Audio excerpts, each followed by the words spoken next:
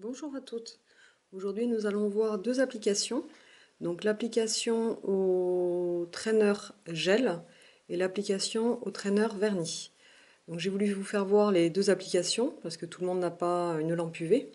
Avec le trainer gel, donc il va falloir une lampe UV ainsi qu'un produit dégraissant pour enlever l'effet gluant du produit.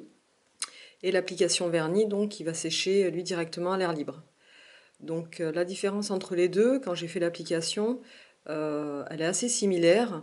Le pinceau est très très fin, je vais vous montrer de toute façon les deux exemples. Au niveau du rendu couleur, le Picasso est un petit peu plus pastel au niveau de ses couleurs. Il y a une vingtaine de couleurs à peu près en présentation dans cette gamme. Et dans le vernis nail art, par contre, les couleurs sont un petit peu plus vives. Là aussi, il y a un grand choix de couleurs pour pouvoir faire vos nail art ou différentes applications sur vos ongles. Donc nous allons voir les différents pinceaux. Donc on va commencer par le gel. Donc l'avantage de ce genre de pinceau et de ce genre de produit surtout, c'est quand on n'a pas tout le matériel. Donc tous les pinceaux qu'on peut utiliser pour le nail art, surtout les traîneurs, on va pas en avoir forcément tout le temps l'utilité.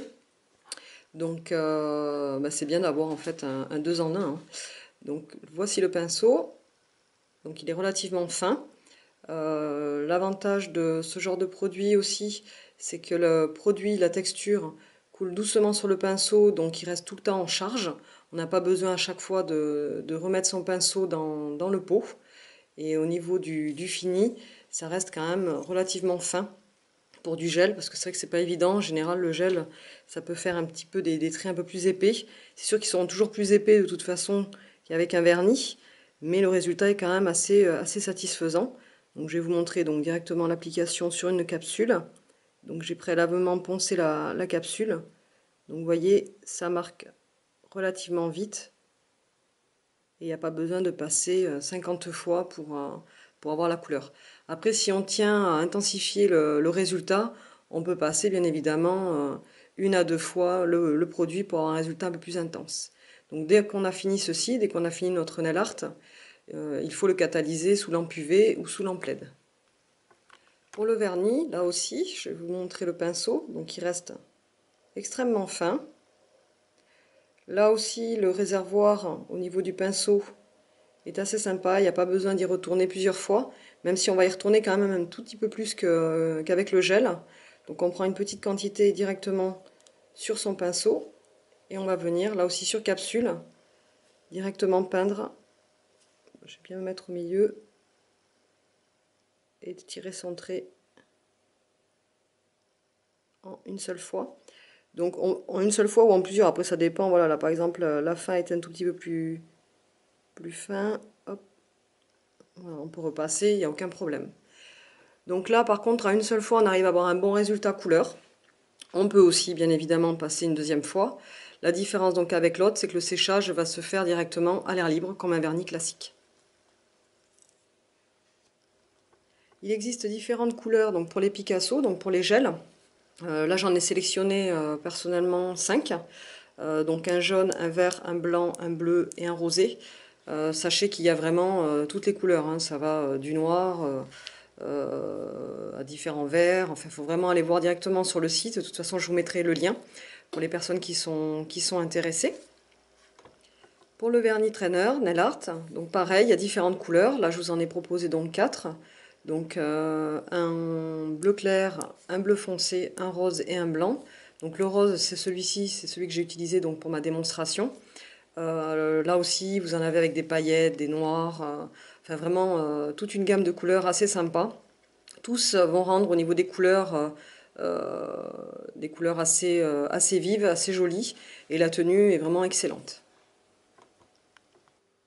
Pour la capsule, dès que vous avez fini donc la catalysation, vous dégraissez bien, vous enlevez le gluant avec un produit donc adapté pour enlever ceci, un produit de finition.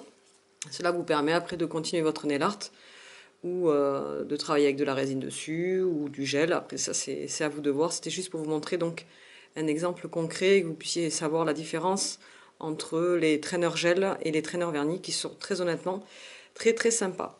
Donc ce qu'on va voir aussi par la suite, c'est parce que ça on me le demande souvent, c'est l'application de la résine pour le dosage. Comment faire? Tout simplement, on va voir ça ensemble.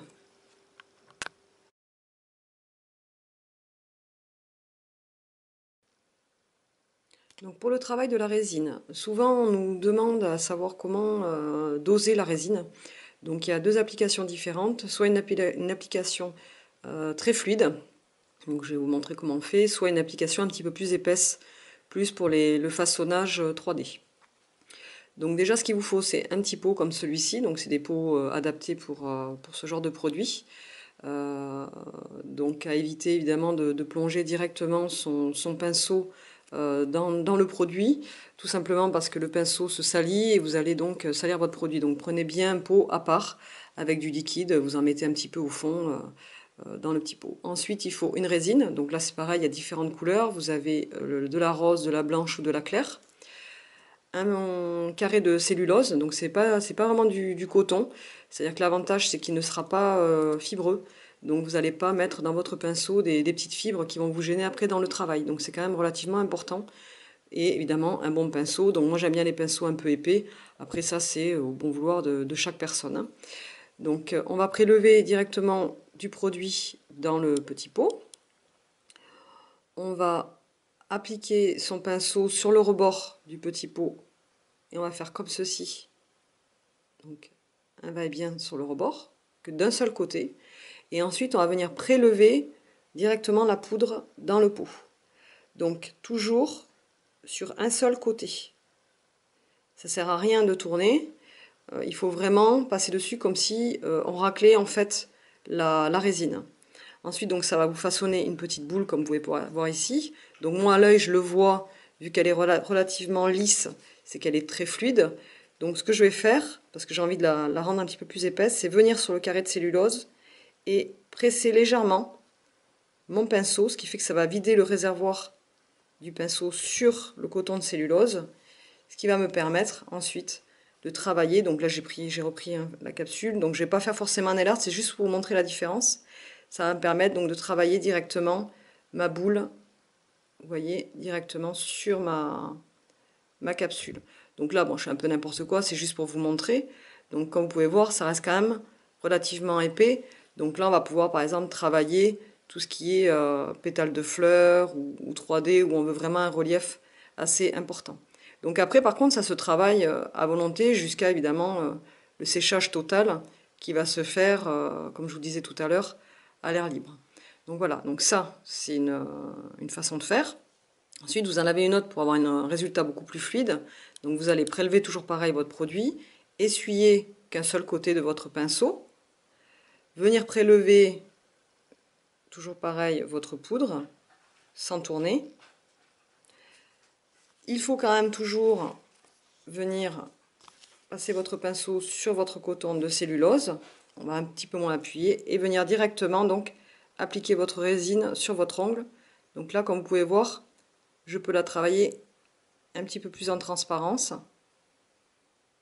Donc ça va être bien quand on veut faire par exemple des pétales et qu'on veut les mettre les unes sur les autres pour former en fait une fleur. Donc vous voyez la différence, là c'est beaucoup plus opaque, là vous avez déjà le transparent de mes traits de tout à l'heure. Voilà, voilà les deux applications différentes que l'on peut avoir avec la résine. Donc après il suffit d'attendre juste quelques secondes et puis la résine devient sèche et ne bouge plus. Voilà, c'était ma petite info du jour, en plus donc des présentations de vernis. Je vous dis à très bientôt pour un nail art, pourquoi pas en 3D. Je vais essayer de voir ça. Et je vous dis à bientôt. Au revoir.